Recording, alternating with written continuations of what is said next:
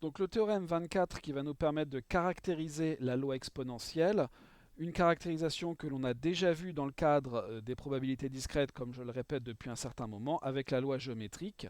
Dans le cas discret, c'est la loi géométrique qui n'a pas de mémoire. Dans le cas de loi à densité, eh bien c'est la loi exponentielle. La loi exponentielle possède la propriété d'absence de mémoire. On peut dire beaucoup plus facilement et sans mémoire.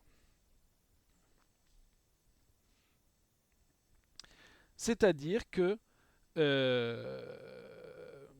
comment dire, la probabilité que x soit supérieur à t plus h, sachant que x est déjà supérieur à t, eh bien c'est la même que la probabilité que x soit supérieur à h. En d'autres termes, eh bien peu importe combien on a déjà vécu entre guillemets, peu importe de savoir que l'on a déjà vécu un temps t, ça n'a pas d'influence sur le fait de vivre encore un temps h.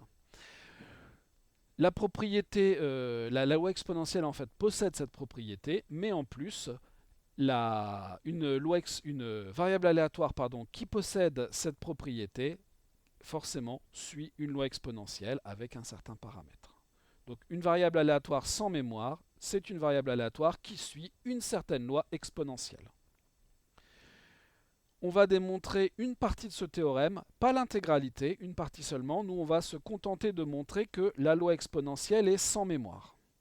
On ne démontrera pas, mais vous le tiendrez pour acquis puisque ça fait partie de ce théorème 24, on ne démontrera pas qu'une loi qui n'a pas de mémoire est forcément la loi exponentielle. Évidemment, il y a des gens qui ont déjà fait ce travail. Comment démontrer que la loi exponentielle est sans mémoire? Eh bien, tout simplement, on va se donner x, une variable aléatoire qui suit une loi exponentielle de paramètres lambda avec bien sûr lambda dans R plus étoile. Et on va faire ce calcul. Qu'est-ce que c'est que P de x supérieur à h? Eh bien, évidemment, avec h dans R+, la probabilité que x soit supérieur à h, c'est 1 moins la probabilité que x soit inférieur ou égal à h. J'utilise la fonction de répartition que l'on vient de voir à l'exercice précédent. Donc j'ai 1 moins exponentielle de moins lambda h, c'est-à-dire que ça c'est exponentielle de moins lambda h. Ça c'est un premier point. Deuxième point, je vais me donner cette fois t appartenant à R+, et on va faire le même calcul, c'est-à-dire, enfin le même calcul pas tout à fait, mais donc la probabilité, sachant que x est plus grand que t, d'avoir x supérieur à t plus h. Et on refait la même chose finalement que ce que l'on a fait dans l'exercice précédent, à ce détail près qu'il n'y a pas de nombres qui nous sont donnés, mais qu'on est dans un raisonnement général beaucoup plus abstrait. Donc ici on doit avoir à la fois que x soit supérieur à t et que x soit supérieur à t plus h. Le tout divisé par la probabilité de l'événement par lequel on conditionne, c'est-à-dire la probabilité que x soit supérieur à t. Bon. Une fois que l'on fait ce travail, c'est toujours pareil, être supérieur à t et en même temps supérieur à t plus h, c'est être supérieur à t plus h. Divisé par la probabilité que x soit supérieur à t. Toujours pareil, on aura ici 1 moins fx de t plus h sur 1 moins fx de t. Et même chose, c'est exactement le même travail qu'au-dessus, donc on aura exponentielle de moins lambda facteur de t plus h divisé par exponentielle de moins lambda t.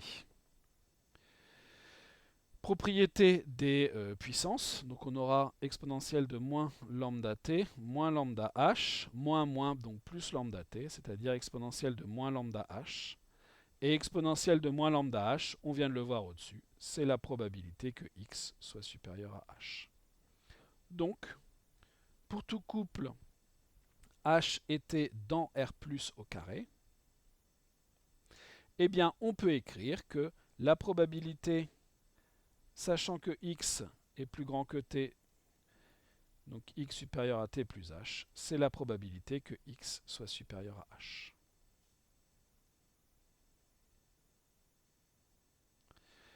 Voilà pour ce théorème 24.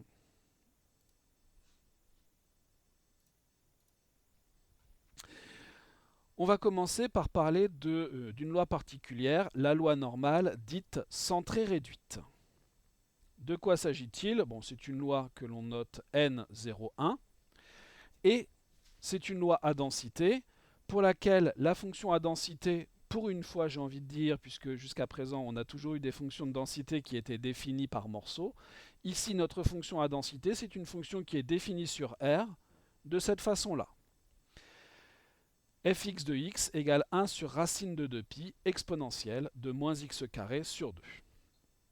On a déjà rencontré cette intégrale-là dans le chapitre sur les intégrales, et on a déjà démontré dans le chapitre sur les intégrales que l'intégrale de moins l'infini à plus l'infini de cette fonction d'exponentielle de moins x carré sur 2 multiplié par 1 sur racine de 2pi convergeait.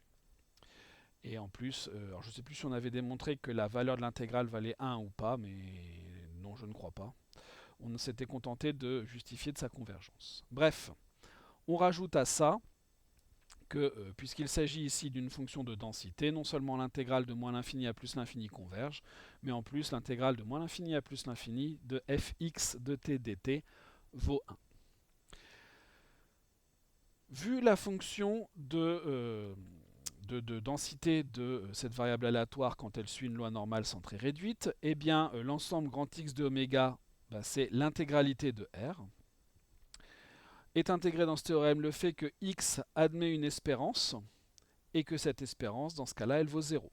Elle admet aussi une variance et cette variance vaut 1. Alors, on n'a pas défini ce que c'était que la variance et ça n'est pas au programme de CE1. Maintenant, la variance, si vous faites le lien entre la façon dont nous avons défini la variance un petit peu plus haut et la façon dont on a défini la variance dans le chapitre sur les lois discrètes, eh bien, vous pouvez tout à fait définir de façon similaire une variance. Bon. Je vous donne cette information de variance parce qu'elle explique pourquoi le 0 et le 1. 0 ici, c'est l'espérance de la variable aléatoire. 1, c'est sa variance, même si on ne sait pas vraiment en ECE1 ce que c'est que la variance.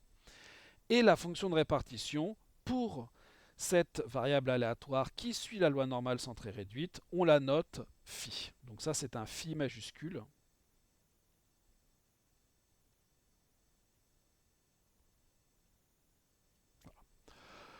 Voilà, on a une fonction un petit peu plus compliquée que celle que l'on a vue jusqu'à présent, mais bon, ça reste une fonction de densité un peu plus compliquée d'une part parce qu'on a une exponentielle de moins x carré, mais d'un autre côté plus simple puisque la fonction, elle n'est pas définie en plusieurs morceaux. Par contre, avec cette loi normale, avec ces lois normales, il y a une vraie particularité qui est liée au fait que quand on regarde cette fonction-là, on ne connaît pas de primitive de exponentielle de moins x carré sur 2. On sait qu'il en existe puisque cette fonction est continue sur R, mais on ne sait pas expliciter de primitive de cette fonction avec des fonctions usuelles. Et de ce fait, on ne sait pas donner d'expression pour la fonction de répartition d'une variable aléatoire qui suit la loi normale centrée réduite. On ne sait pas le faire. On pourra utiliser cette fonction phi, on utilisera la notation phi, comme jusqu'à présent on a utilisé les notations de fonctions de répartition, mais on ne saura pas, on ne connaîtra pas d'expression usuelle pour cette fonction phi. Alors vous allez me dire comment est-ce qu'on fait pour calculer des probabilités si on ne connaît pas l'expression de la fonction? Eh bien pour ça on se sert d'une table de valeurs qu'on trouve à la fin de ce poly. Donc à la toute fin, vous avez un tableau avec plein de valeurs, on verra comment on s'en sert, et c'est grâce à ce tableau qu'on va pouvoir calculer des probabilités, de façon approchée. Mais on pourra faire tout un tas de travail en rapport avec cette loi normale. Premier travail que l'on va faire avec cette loi normale, la proposition 26. On a donc une variable aléatoire qui suit la loi normale centrée réduite n01, phi sa fonction de répartition. Alors, même si on ne connaît pas la fonction phi, on sait que pour tout x appartenant à R, phi de moins x est égal à 1 moins phi de x. Et ça, on va le démontrer sans même chercher à calculer comment dire, la fonction phi puisqu'on ne peut pas le faire. Bien sûr, on va se donner x appartenant à R et on va calculer par exemple phi de moins x. Qu'est-ce que c'est que phi de moins x? C'est la probabilité que grand X soit inférieur ou égal à moins x. Cette probabilité-là, on peut l'écrire comme une intégrale. C'est l'intégrale de moins l'infini à moins x, du coup, de ma fonction de répartition. C'est-à-dire l'intégrale de moins l'infini à moins x de 1 sur racine de 2pi exponentielle de moins t carré sur 2 dt. Donc posons effectivement, alors comme ici le changement de variable va se faire dans l'intégrale, posons u égale moins t. De cette façon-là, on a du égale moins dt. Ce qui ne nous posera pas de problème pour le changement de variable. On a des fonctions qui sont de classe C1, ça ne nous pose pas de problème. Par changement de variable,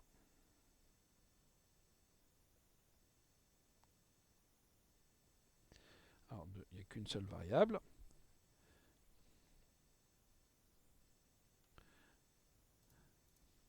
Et donc par changement de variable, qu'est-ce qu'on va avoir?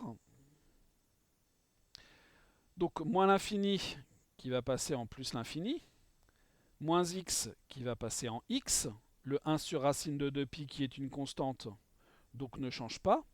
L'exponentielle de moins ne change pas, donc t qui va passer en moins u au carré sur 2. Et puis le dt qui est en fait moins du. Je sors le moins de l'intégrale, enfin je ne le sors pas, mais je sors le moins de l'intégrale et j'en profite pour changer les bornes. Donc ça sera l'intégrale de x à plus l'infini, de 1 sur racine de 2pi, exponentielle de moins u au carré, on a de la chance, c'est u au carré. Voilà ce que j'obtiens. Alors, c'est pas tout à fait la probabilité, c'est pas tout à fait phi, mais je peux l'écrire comme une probabilité aussi. C'est la probabilité que grand X soit supérieur à petit x. Et ensuite, cette chose-là, eh bien, ça sera 1 moins la probabilité que x soit inférieur ou égal à x. Événement contraire. Donc 1 moins phi de x. D'où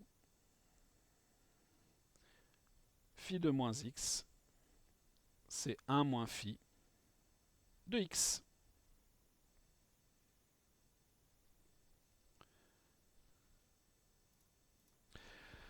Donc je vais vous montrer comment est-ce qu'on peut faire pour trouver cette valeur-là.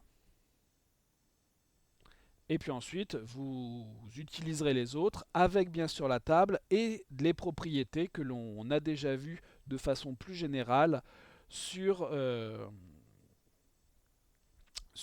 comment dire, les fonctions de répartition en fait. Donc notre tableau, comment est-ce qu'on fait pour montrer que P de x est inférieur à 3,5? Donc ici, vous avez un exemple qui vous est donné. Donc P de x inférieur ou égal à 1,56. Je devrais même plutôt reprendre cet exemple-là plutôt que celui qui vous est donné dessus, puisqu'il est un petit peu plus compliqué. Et si vous savez faire celui-là, vous saurez lire les autres sans trop de problèmes. Donc comment est-ce qu'on va faire? P de x inférieur à 1,56, c'est phi de 1,56. Et ce tableau-là, en fait, nous donne les valeurs approchées de phi de t. Combien vaut t? 1,56. Donc 1,5, ça ici c'est le premier chiffre après la virgule.